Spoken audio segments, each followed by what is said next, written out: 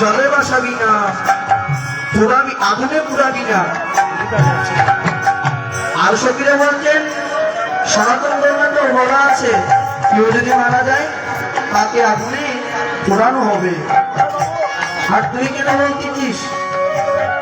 আর আমার শ্রীমতী রাধারানী বলল ভবিষ্যৎ তোরা জানিস না, তোরা জানিস না